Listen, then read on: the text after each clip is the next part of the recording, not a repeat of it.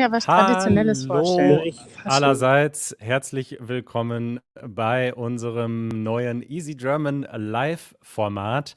Wie ihr seht, sitze ich gemütlich zu Hause, aber Kari und Janosch sind für uns unterwegs. Bevor ich sie hier in unseren Stream hole, ein paar Hinweise. Hinweis Nummer 1: Schreibt doch mal in den Chat, wenn ihr gerade live zuschaut, von wo ihr uns zuschaut. Ich bin sehr gespannt, wo ihr in der Welt gerade seid. Nummer 2: Ihr werdet morgen oder später schon Untertitel finden unter diesem Video. Jetzt noch nicht, denn wir sind gerade live. Und das waren schon die Hinweise. Und ich würde sagen, wir holen mal Kari und Janosch ins Bild und schauen, wo sie gerade stecken. Oh, Hallo, ihr Manuel, beiden. hörst du Ja, uns? ich höre euch. Wo Wir steckt sind- ihr? Wir sind gerade an einem Ort. Kannst du schon raten, wo wir sind? Ich weiß nicht genau, was man hier sieht. Es sieht weihnachtlich und ein bisschen grau und kommerziell aus. Oh ja, das ist der Alexanderplatz in Berlin. Hallo Janosch, Hi und hi an alle auch. wie geht es dir heute, Janosch? Oh, voll gut. Frisch. Manuel, wie geht es dir? Mir geht es auch sehr gut. Ich bin auch frisch und gut drauf. Ja, Manuel, wir sind heute zum Alexanderplatz gefahren. Das ist ein ganz zentraler Ort in Berlin. Und hier gibt es einen Weihnachtsmarkt. Ich muss ehrlich zugeben, das ist nicht unser Lieblingsort hier. Denn wie du schon sagst, der Alexanderplatz ist ein bisschen grau, nicht nur wegen des Wetters heute. Hallo! Wollt ihr einmal Hallo sagen? Wir sind gerade live bei YouTube. Ich habe gerade Benachrichtigung bekommen. Oh ja, du hast eine Benachrichtigung bekommen? Und dann hat mein Mann gesagt, guck mal, hier stehen sie. Ah, perfekt. Ja. Woher kommst du? Aus Polen. Aus Polen. Ja. Dzień dobry. Dzień dobry. Wir Und sind gerade bei unseren Großeltern zu Besuch. das ist ja schön. Und jetzt besucht ihr den Weihnachtsmarkt in Berlin. Genau. Alle Weihnachtsmärkte. Wir Alle? fahren gerade, ich denke, in den Lucia-Weihnachtsmarkt. Und wie findest du diesen Weihnachtsmarkt? Ja, ich mag ihn wie alle hier in Berlin, weil hier ist die Atmosphäre besonders so super weihnachtlich und ja, perfekt. Das ist schön. Und jetzt fahrt ihr zum Lucia-Weihnachtsmarkt. Ja, Das ist einer der schönsten Weihnachtsmärkte in Berlin. Der ist aber auch am vollsten, deswegen sind wir da heute nicht hingegangen. Aber viel Spaß dort. ja, danke, vielen Cool. Dank. Wie heißt du? Sonja. Sonja, habt einen schönen Tag. Danke, tschüss. Ciao. Guck, so Wie schnell trifft man schön. hier Leute, Manuel. Ja, das ist wirklich schön. Außer Sonja schauen uns gerade Leute aus Argentinien zu. Hallo Octavio aus Spanien. Hallo Paco. Ich zeig mal hier ein paar Einblendungen. Das ist Paco. Dann ist Misha aus Irland dabei. Was passiert jetzt? Aus Peru ist Gonzalo dabei. Und ja, ganz schön viele Leute schauen live In dieser zu. Zeit. Das ist wirklich fantastisch. Und Facebook-Zuschauer haben wir auch noch. Libby aus der Schweiz, Kann man- Jane aus Michigan. Also es scrollt hier so schnell vorbei, dass ich gar nicht mehr so schnell klicken kann. Sehr schön, dass So. ihr alle dabei seid. Ja, wir gehen jetzt ein bisschen weiter über den Weihnachtsmarkt, Manuel. Was kann man machen auf dem Weihnachtsmarkt, Janosch? Das ist eine gute Frage. Geschenke kaufen, hübsche Warenstände bewundern. Essen. Man kann sehr viel essen Man kann und trinken. Essen, trinken, man kann eine Karussell fahren. Zum Beispiel, da kann man Spaß haben, wenn man ein Kind ist. Aber grundsätzlich wird von einem Christen erwartet, dass er sich voll laufen lässt und einfach gute Zeit verbringt hier. Dieses Wort müssen wir erklären. Volllaufen lassen, Janosch. Das ist eine sehr praktische Vokabel. Das heißt, dass man sehr viel Alkohol trinkt. Janosch, was möchtest du denn jetzt gerne trinken? Einen Kaffee oder einen Glühwein? Kein Glühwein, ich mag Glühwein nicht, aber ich hoffe, dass ich hier diesen Hot Mojito Mojito? Ja, trinke. Und den trinke ich allerdings ohne den Schuss, also ohne den Alkohol. Aber Mojito ist immer Alkohol. Das ist ein Cocktail. Nicht bei mir. Okay, Janosch möchte gerne einen heißen Mojito ohne Alkohol trinken. Ich bin mir nicht sicher, Bitte Gin. ob es das hier gibt. Manuel, Ja. was willst du denn gerne, dass wir das jetzt machen? Wir können jetzt einige Sachen hier ausprobieren. Genau, Ja, ich würde zum mal Beispiel die sagen, Mützen. holt euch mal was zu trinken und während ihr euch etwas zu trinken holt, könnt ihr, liebe Zuschauerinnen, uns eine Frage schreiben in die Kommentare. Ich schaue gerade, wenn ihr immer seht, dass ich hier so ein bisschen in die Seite schaue, dann schaue ich auf eure Chat-Kommentare und da könnt Ja. ihr gerne Fragen stellen oder, wenn ihr möchtet, dass Kari und Janusz etwas Besonderes ausprobieren oder machen oder sich anschauen, dann könnt ihr auch eine kleine Mission in den Chat schreiben. Und ja, Ja, ich würde sagen, Janusz, Manuel sagt, wir sollen uns was zu trinken holen, während wir auf die Fragen von den Zuschauern warten. Wollen wir das machen? Ja, gerne, ja. Okay. und was ist denn das bekannteste Getränk, was man normalerweise auf dem Glühwein, jetzt habe ich es schon gesagt, auf dem Weihnachtsmarkt trinkt? Warte mal kurz, Manuel. Ich würde sagen, Janusz, hol du uns doch mal was zu trinken, ja? Für mich zum Beispiel einen Glühwein, aber lieber noch einen Apfelpunsch, wenn es Ja, das hier gibt. Apfelpunsch will ich auch haben, ja. Okay, da ist eine Hütte und dann treffen wir uns hier gleich Ja. wieder. Kameramann auch? Nee, ne? Du hast jetzt mal keine Kamera. Doch, Lorenz kann auch was trinken, Janusz. So, Kari, du hast jetzt schon einen Glühwein bestellt. Das ist ja so Richtig. das bekannteste Getränk. Kannst du das kurz beschreiben? Und dann habe ich eine Frage für dich. Also man trinkt traditionell, lass uns ein bisschen weiter hier rüberkommen, weil es ist sehr laut hier am Glühweinstand. Man trinkt traditionell Glühwein auf dem Weihnachtsmarkt. Das ist eigentlich roter Wein, der warm gemacht wird mit Gewürzen. Und ich persönlich bin kein Glühwein-Fan. Lorenz, bist du ein Glühwein-Fan? Ja, manchmal, wenn er gut gemacht ist, auf jeden Fall. Also, wenn er gut gemacht ist, trinkt Lorenz. Der ist heute hinter der Kamera. Soll ich dich mal vorstellen, Lorenz? Hier ist Lorenz. Da ist Lorenz hinter der Kamera. Ja, ansonsten gibt es auch andere Getränke. Es gibt zum Beispiel Apfelpunsch. Das hätte ich gerne. Das ist eigentlich heißer Apfelsaft, auch mit Gewürzen und manchmal auch mit Alkohol. Okay. Apropos Essen. Ja. Hi, Kim fragt, was kochst du, Kari, zu Weihnachten dieses Jahr? Oh, ich koche gar nichts zu Weihnachten. Das macht meine Mutter. Oh, das ist Ich ja kann doch ein gar nicht Luxus. kochen, Manuel. Und was wird deine Mutter kochen dieses Jahr? Weißt du das schon? Ehrlich gesagt weiß ich das noch nicht. Wir diskutieren jeden Weihnachten und oft machen wir Raclette. Das ist ein französisches, oder ich bin mir nicht sicher, kommt Raclette aus der Schweiz? Ich glaube, es kommt aus der Schweiz, ja. Raclette. Ja. Das ist also eine Tradition in der Schweiz, die man auch in Deutschland gerne macht. Man hat dort so kleine Pfannen und kann dort Gemüse, Fleisch reinlegen und mit Käse überbacken. Ja, Und ein sehr interaktives Gericht. das stimmt. So, dann fragt John, welchen Weihnachtsmarkt könnt ihr empfehlen in Berlin? Ist der Weihnachtsmarkt auf dem Alexanderplatz empfehlenswert? Also der Alexanderplatz Weihnachtsmarkt ist, finde ich, nicht so empfehlenswert. Wir sind hier hingegangen, weil es der Alexanderplatz ist. Das ist ein bekannter Platz, es ist aber immer sehr touristisch hier. Und es ist jetzt gerade sehr leer, was gut für uns ist, weil wir wollten nicht in so eine enge Menge gehen. Ja. Den Weihnachtsmarkt, den ich am meisten empfehlen kann, ist der St. Lucia Weihnachtsmarkt. Der ist in der Kulturbrauerei. Dort ist es sehr skandinavisch. Es gibt viele Händler aus verschiedenen skandinavischen Ländern. Oh, da ist Janusz mit Getränken. Hallo Janusz. Du hast ja was Leckeres mitgebracht. Was ist das?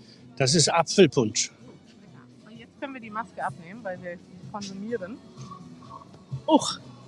Manuel, es gibt eine Maskenpflicht auf dem Weihnachtsmarkt. Und Ja. wie du siehst, hängt meine Maske jetzt hier. Und man muss Masken tragen, es sei denn, man trinkt etwas. Was für eine Bevorzugung der Säufer schon wieder. Ja. So, und Janusz, Ja, was hast du Prost. dir gekauft? Genau das, was ihr, aber ohne Alkohol. Prost. Super lecker, ja. Super. Ja, Manuel, Wie schön. der Livestream. Erzähl du mal weiter und wir machen eine kurze Pause. Ja, trinkt mal euren Apfelpunsch und währenddessen können wir mal kurz auf ein Bild von oben schauen, wie das hier aussieht. Also das ist jetzt kein Bild aus dem Winter, das ist im Sommer Schmeckt gemacht, aber echt aber gut. das ist der Alexanderplatz. auf dem ihr jetzt gerade steht. Und dieser Platz ist also mitten in Berlin, gehört noch zu Berlin Mitte und hat auch eine längere Geschichte. Wir können später mal noch Bilder zeigen, wie es da früher aussah. Und ganz in der Nähe vom Alexanderplatz ist der Fernsehturm. Und das ist das höchste Gebäude in Deutschland.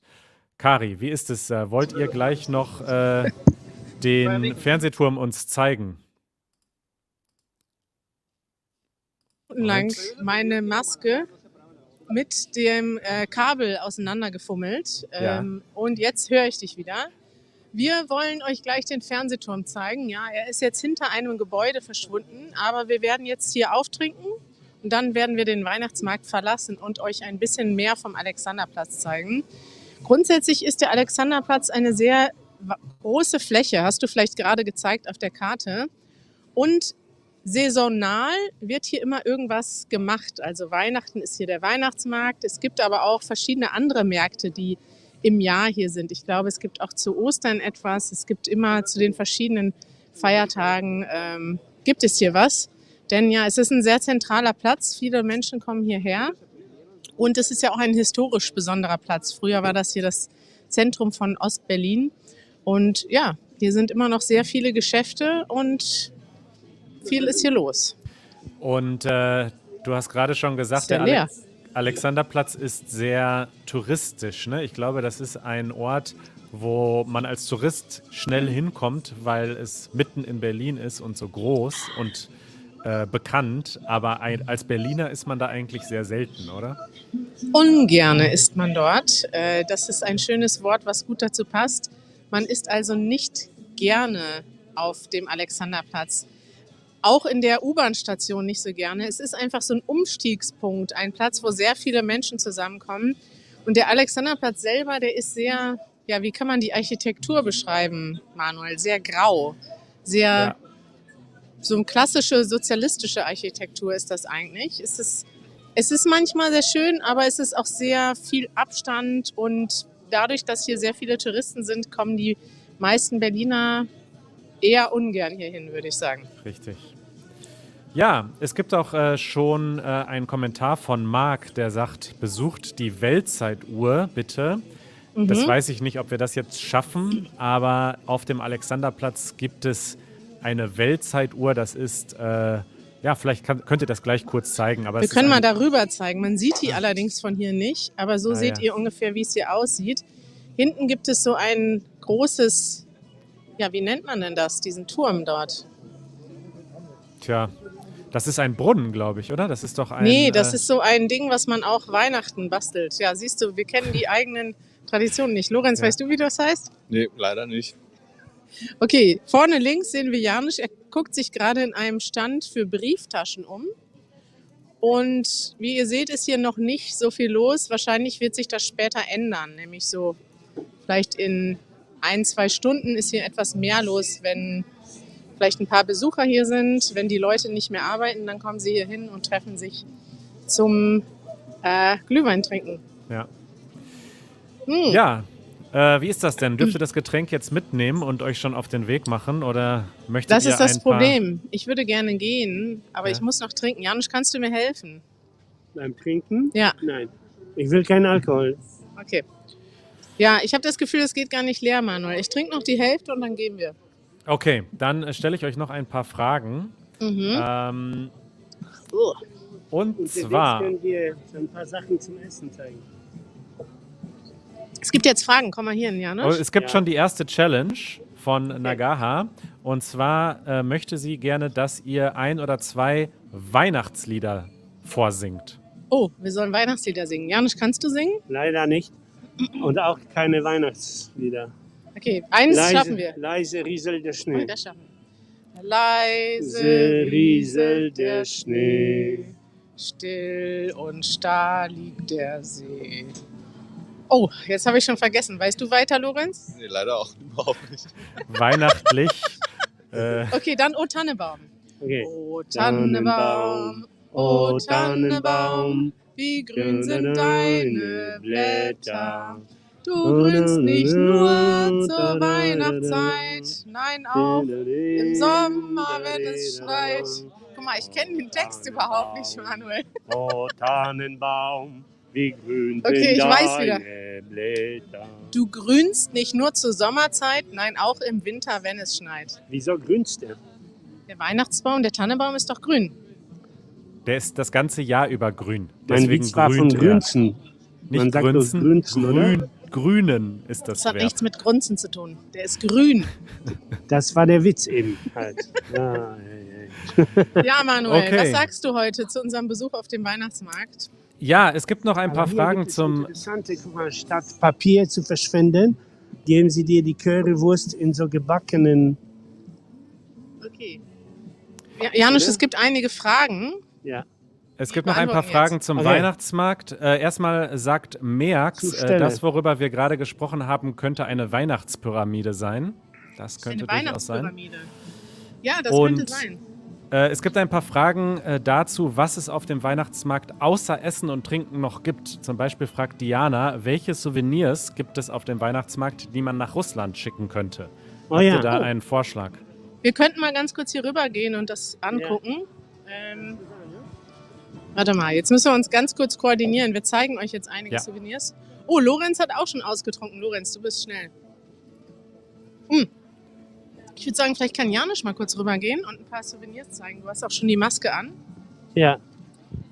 Und zwar geht es darum, Souvenirs zu zeigen, Ja. die man hier kaufen kann. Okay. Also, hier stehen wir vor einem typischen Souvenirstand.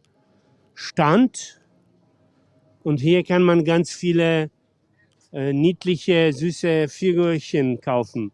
Die kosten ja. 10 Euro zum Beispiel, 8 Euro. Die ganz kleinen kosten 3,50 Euro. Und die kann man sich dann später irgendwo zu Hause hinstellen und sich freuen. Und, Eine gute Beschreibung. und wir haben hier auch Sachen, die ich kaum beschreiben kann und auch mir jetzt völlig unbekannt sind. Aber umso besser, umso interessanter wird das. Und wir können noch, ich glaube, Kari will jetzt übernehmen. Will ich das? Ja. Okay. Oh, das mit den Kopfhörern ist immer so eine Sache. Ich zeige euch noch mal was. Kommt mal mit hier rüber.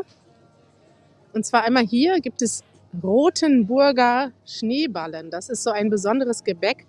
Das haben wir schon mal vorgestellt vor 2 Jahren. Da waren wir mit Lisa und Maria in Rothenburg. Erinnerst du dich, Janusz? Ja klar, natürlich. Ich habe dieses Geschmack immer noch im Mund. So richtig, so süß, dass es dich vom Hocker zieht. Willst du dir einen kaufen? Nein, bitte nicht. Okay, jetzt nicht. Dann gehen wir mal weiter. Ich zeige euch noch was. Und zwar, Janusz möchte eine Mütze anprobieren. Das können wir gleich auch zeigen. Ich wollte euch mal das hier zeigen. Das ist so ein typischer Laden, wo es so Holzspielzeug gibt und Holzdekorationen. Das ist ein gutes Geschenk, wenn man Geschenke sucht für andere Länder, weil das ist wirklich sehr typisch deutsch. Das gibt es nicht in allen Ländern.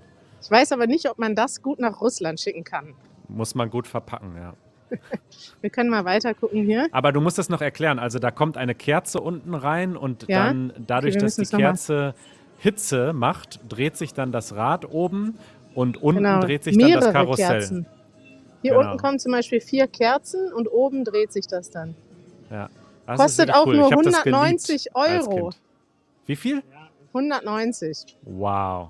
Das Ja, ist ist ein bisschen viel. teuer, aber handgemacht wahrscheinlich. Wollt ihr nicht reingehen? Guck mal, Janusz, was haben wir denn hier? Janusz, was ist das? Das ist der, ich habe das Wort vergessen. Der Nussknacker. Nussknacker, ja. Was kann man mit dem Nussknacker machen? Ein Märchen für Kinder, glaube ich. Und kann der nicht auch Nüsse knacken? Normalerweise ja. Okay, Manuel, ich glaube, wir verlassen jetzt den Weihnachtsmarkt. Was hältst du davon? Davon halte ich sehr viel. Zeigt Ja. uns mal ein bisschen, wie der Alexanderplatz sonst noch aussieht. Wir müssen ja zumindest den Fernsehturm noch mal zeigen. Ja. Und Was machen wir? Ja, das war schön, dass machen wir wir mal einen Weihnachtsmarkt gesehen haben. Ich möchte noch mal zur Einordnung sagen, dass der Oh.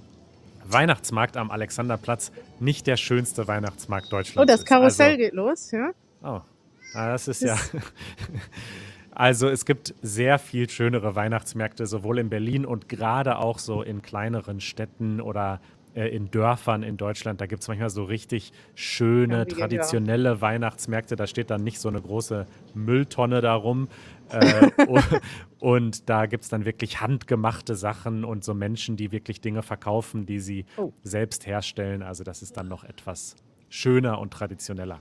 Eine Sekunde, Manuel. Ich muss noch mal hier mit meinen Kopfhörern rumhampeln. Ja. Lorenz kann uns ja mal den Schnell, Platz ein Janusz. bisschen zeigen Uff. währenddessen.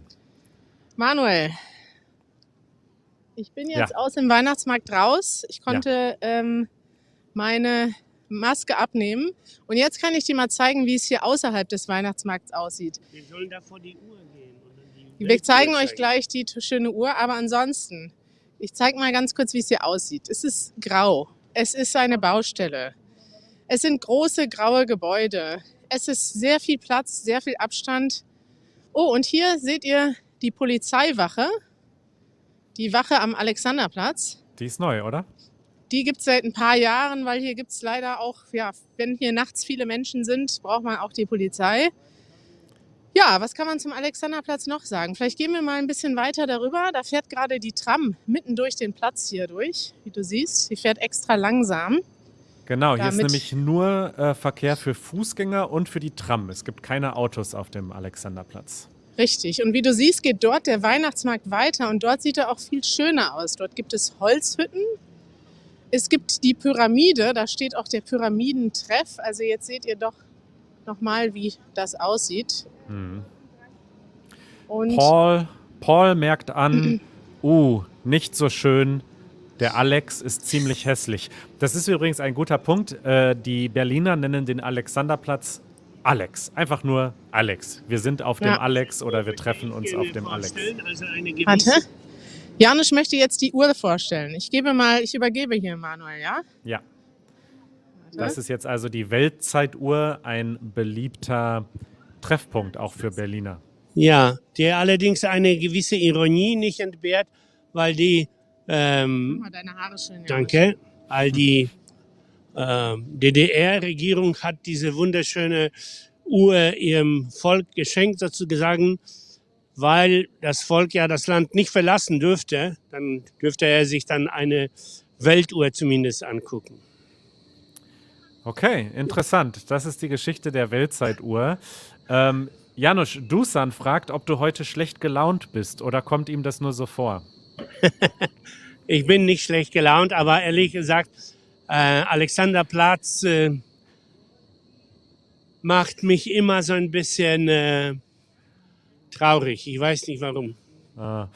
Und jemand Man muss anderes? aber hier einmal das Ganze gesehen haben. Kamera rein. Ja, Und MK wollte noch wissen oder hätte sich noch gewünscht, dass du aufs Karussell gehst. Das ist jetzt wahrscheinlich schade, zu spät. Zu spät.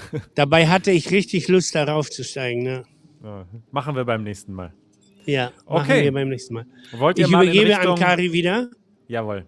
Versucht gute Laune zu finden. Leute beschweren sich, dass sie schlecht gelaunt sind. Okay, Janusz ist schlecht gelaunt, kein Thema, das ändern wir jetzt. Ich habe total gute Laune, Manuel.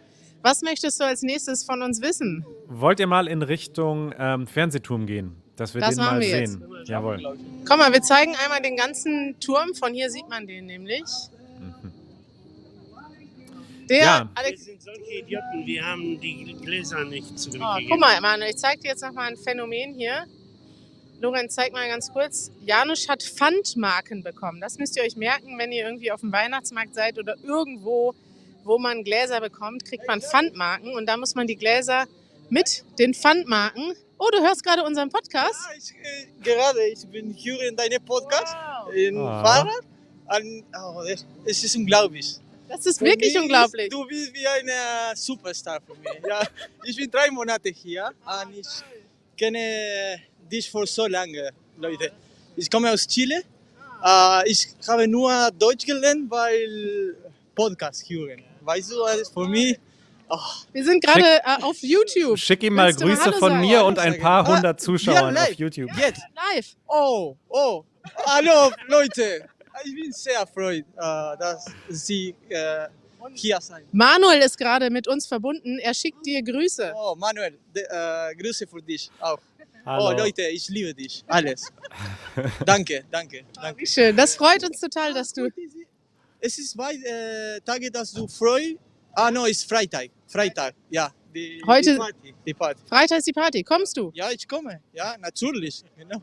Freitag ist unsere. Ja, Leute, mach mit Lia, du hast alles hier. Ja. Vokabelhilfe, alles. Ja. Zeig Wie mal heißt die du? Vokabelhilfe, Sandina. Kari. Ich heiße Zeig mal, Sandina. dass man das Ja. mal sieht. Manuel fragt, ob du mal die Vokabelhilfe zeigen kannst. Von unserem Podcast. Ein bisschen näher mit der Kamera. Ich kann zeigen, die Vokabelhilfe.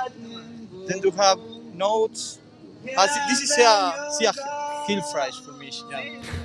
Sehr hilfreich. Ah, It's amazing. Ja. Es ist Du musst doch mal unglaublich. sagen, du bist gerade zufällig vorbeigekommen. Ich gehe zur Deutsche Bank, genau, das ist da. Ja, ich habe in der Fahrer, ich habe es gesehen. Wunderbar. Santino, Das- freut uns sehr, dich zu treffen. Ja, sehr, ich liebe euch. Ciao. Ciao. Ciao. das war Ja. doch abgesprochen, Kari. Nein, das war war doch. nicht abgesprochen. Wir müssen Ciao. das jetzt kurz erklären. Also, Ja. was er gerade gezeigt hat, ist die Vokabelhilfe. Die bekommt ihr unter anderem, wenn ihr ein Mitglied von uns werdet auf Patreon. Und dann bekommt ihr zu unserem Podcast diese Vokabelhilfe und ein interaktives Transkript. Und die Weihnachtsfeier, von der er gerade sprach, die findet in ein paar Tagen statt mit allen unseren Mitgliedern. Das heißt, wenn ihr jetzt noch ein Mitglied werdet von Easy German, wir blenden euch mal hier den Link ein, wo das geht, dann könnt ihr dieses Wochenende noch eine virtuelle Weihnachtsfeier mit uns feiern. Wir würden uns Dann sehr feiert freuen. ihr mit uns online im Internet. Manuel, ich möchte noch kurz zu Ende sagen, das mit dem Pfand, ne? Ja. Das ist so typisch in Deutschland. Man bekommt eine Pfandmarke und die muss man zurückgeben. Wie viel Pfand hast du bezahlt? Ich weiß es nicht, aber ziemlich viel, weil ich habe für diese 3 Getränke 20 € bezahlt. Was? Ja, und ich glaube, das ist wahrscheinlich 5 € Stück. Nee, wahrscheinlich kriegst du 1 Euro zurück mit dieser Pfandmarke für das Glas und wir haben sie einfach stehen lassen. Ja, ungünstig. Manuel, ich möchte dir noch einen bekannten Anblick zeigen vom Alexanderplatz. Und zwar ist das der Bahnhof Alexanderplatz. Der ist also zwischen dem Platz und dem Turm, ist einer der größten Bahnhöfe in Berlin. Mhm. Und dort fahren die S-Bahnen oben und unten die U-Bahnen und auf der Straße die Tram. Also 3 verschiedene Verkehrsmittel treffen sich hier aus ganz Berlin, kommen sie hier zusammen. Und wenn man in Berlin wohnt, dann muss man hier ziemlich oft vorbei und kann hier umsteigen. Oh, da kommt Ja. die Tram, die wird jetzt direkt an uns vorbeifahren. Ich zeig mal kurz, wie der Bahnhof früher aussah, so um Ja. die Jahrhundertwende herum. Also 1904 ist dieses Bild, glaube ich, entstanden. Damals gab es noch Kutschen, aber da gab es auch schon die Tram und da sieht man diesen Bahnhof. Der wurde zwar im Krieg zerstört. Hier sieht man, wie der Alexanderplatz nach dem Zweiten Weltkrieg aussah. Also sehr viel Zerstörung natürlich durch den Krieg. Und ja, mittlerweile ist natürlich alles modernisiert und neu aufgebaut. Manuel, ich ärgere mich jetzt gerade immer noch über die Pfandmarken, die wir nicht zurückgebracht haben. Ja. Das ist, Vielleicht könnt ihr die gleich verschenken und jemand anderes, der die Gläser findet. man kann die ja nur mit den Gläsern zurückgeben und die haben wir ja stehen lassen. Ne? Ja. Gut. Ja, okay. So, jetzt verlasst ihr also den Alexanderplatz und geht in Richtung Fernsehturm, der schon offiziell nicht mehr auf dem Alexanderplatz steht, sondern Richtig. daneben. Oh, hier ist es sehr laut hier. Die Tram fährt hier um die Ecke und das macht Ja. sehr viel Krach. Ja, wir gehen jetzt zum Fernsehturm. Was Zeig findet mal. man hier auf dem Weg? Typische Geschäfte am Alexanderplatz. Döner und Pizza, Fisch und Chips. Es gibt sehr viel zu essen hier. Sehr Ja. viel touristische Orte, würde ich mal sagen. Und es ist sehr laut. Guck, da kommt schon die nächste Tram, die total viel Krach macht. Ja, es ist ein echter Umschlagplatz. Ne? Also man steigt um von U-Bahn zu Tram. Genau, es ist vor allem eigentlich ein großer Bahnhof, auf dem man hin und her geht. So, und wir gehen jetzt gleich rüber zu dem Turm. Der ist jetzt allerdings auf der anderen Seite von hier. Da müssen wir erstmal warten, bis die Tram weggefahren ist. Janusz, bist du noch da? Wie geht's dir, Janusz? Wie fühlst du mir dich? geht's sehr gut. Wie fühlst du dich am Alexanderplatz? Ja, wie immer. Grimmig. Janusz fühlt sich heute gut, aber er zeigt es nicht so. Ach doch, es ist doch schön mit euch. Schön. Ja, soll ich euch noch ein paar Fragen? Und zeigen euch den Ausblick von Berlin von oben. Da können wir jetzt gerade nicht hochfahren, aber wir sind jetzt fast da. Lorenz, du kannst mal zeigen, wenn hier die ganzen Trams vorbeifahren, dann geht es hier hoch zum Fernsehturm. Und was hast du über den Fernsehturm zu erzählen, Janusz? Ja, ratet mal, wie groß der ist. Es wurde quasi noch von der DDR-Regierung gebaut und sie waren natürlich mächtig stolz darauf. Aber als die Sonne angefangen hat zu scheinen, ist der Abglanz von der Sonne in der Kugel, also der Abglanz der Sonne in der Kugel ergibt ein Kreuz. Und darüber lachten natürlich alle, weil ja die DDR-Regierung strikt anti-katholisch oder antireligiös war. Und dann haben sie sich selber so ein Eigentor geschossen ein bisschen. Also in der Kugel von dem Turm spiegelt sich ein Kreuz, das aussieht wie ein christliches Kreuz. Ja. Und das war nicht die Intention Gar nicht. der Regierung, sondern ein Zufall, ein Architekturzufall. Manuel hat eine Frage für uns, und zwar sollen wir raten, wie hoch der Turm ist. 357 Meter. Oh, ich bin total schlecht darin, sowas zu raten, ehrlich gesagt. Also die Gebäude, die hier drumherum stehen, die sind vielleicht, ich habe gar keine Ahnung, 30 Meter hoch. Ich schätze mal 200 Meter, Manuel. Also Janusz lag, ich kann es kaum glauben, nur 11 Meter daneben. Janusz war nur 11 368 Meter Meter. 368 Meter. Und er Dabei ist habe ich damit, es mir wirklich aus dem Finger rausgesagt. Du hast es dir aus den Fingern gezogen. Gezogen, ja. Das heißt, du wusstest gar nichts. Absolut nicht. War so ein Lotterieraten.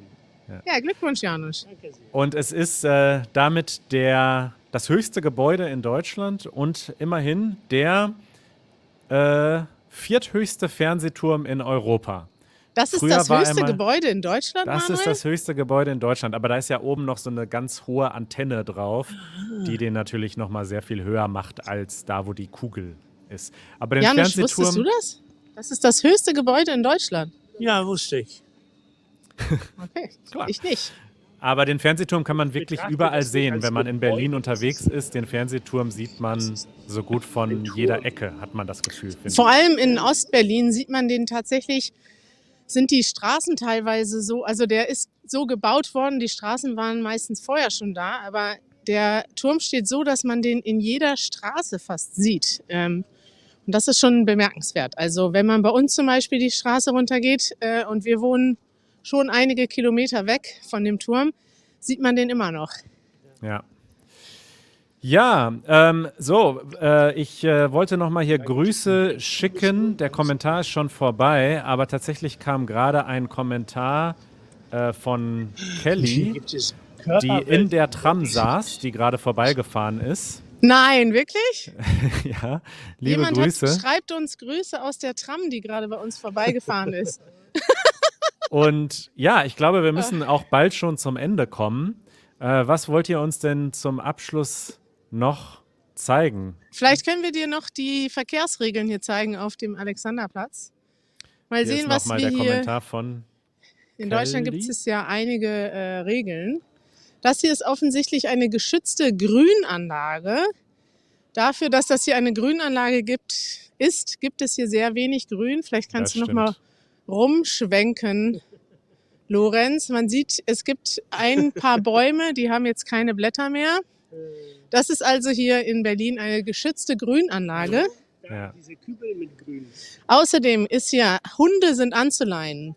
Fußballspielen ist verboten. Und was heißt das? Ich glaube, das ist erlaubt. Deshalb ist es grün. Das heißt, es ist so, Spielen ja, und Fahrradfahren ist in Ordnung. Genau. mit Vorsicht zu genießen. Radfahren ist auf befestigten Wegen erlaubt. Fußgänger haben aber Vorrang. Ja. Das heißt, wenn ein Fußgänger kommt, muss der zuerst durch. Der Verzehr von Alkohol und das Rauchen sind verboten.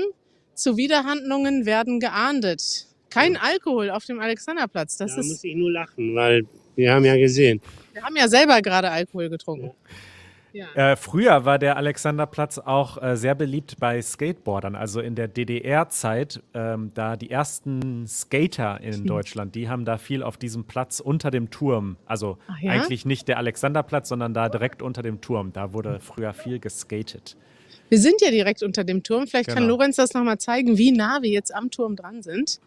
Direkt hier vorne ist der Turm und von hier geht es also ganz nach oben in der höchste Turm Deutschlands. Ich habe es wirklich nicht gewusst. Ich bin überrascht. Und sagt mal, Norman möchte wissen, ob der noch benutzt wird, um das Fernsehsignal wirklich zu übertragen. Oder Tja. ist das heute nicht mehr so? Das wäre gut, wenn ich das wüsste. Ich weiß es aber nicht. Oh, hallo. Ich weiß es leider auch nicht. Keine Ahnung. Ja, das kann Ja. ich dir leider nicht sagen. Ja, Manuel, Okay. weiß ich nicht. Wie fandest du jetzt diesen Rundgang hier am Alexanderplatz? Sehr schön. Ich sehe es so ein bisschen so wie Janusz. Also der Alexanderplatz ist Warte. nicht der schönste Ort in Berlin, aber es ist ein wichtiger Ort. Man ist als Berliner ab und zu da, wenn man umsteigt. Als Tourist kommt man dahin, um auf den Turm zu gehen. Ich glaube, der Fernsehturm, da hochzufahren mit dem Aufzug, kostet 15 Euro oder so. Deswegen Ja. ist das jetzt nicht was man häufig Aber das macht. werden wir machen. Ich habe mir schon ein Architektur-Guidebuch gekauft, um imstande zu sein, die Gebäude, die wir dann sehen von oben, auch so ein bisschen zu beschreiben. Das Ich ist möchte gut. allerdings euch nochmal einen Tipp geben. Wenn ihr nach Berlin kommt, vielleicht kann Lorenz das einmal zeigen, dann würde ich nicht auf den Turm fahren, sondern auf das Park Inn. Das hat auch ein Panoramadeck oben. Und von dort aus hat man nämlich auch einen guten Überblick über Berlin. Plus, man sieht noch den Turm dazu. Und das ist ein sehr schöner Überblick über die Stadt. Was für ein Gewinn, Leute. Ja, Ja. schön, ihr beiden. Manuel, haben wir den Alexanderplatz gut repräsentiert mit all Ihr seinen habt's Schönheiten? ihn perfekt repräsentiert und gezeigt. Und ich würde sagen, schön, dass ihr alle dabei wart. Was Ja. sagt man am Ende von so einem Livestream? Abonnieren nicht vergessen. Abonnieren, klickt die Glocke, es bimmelt dann bei euch. Und meldet euch gerne an als Mitglied von Easy German. Das wäre für uns das schönste Weihnachtsgeschenk. Damit unterstützt ihr unsere Arbeit. Und ihr seid bei der Weihnachtsfeier dabei am Wochenende. Genau.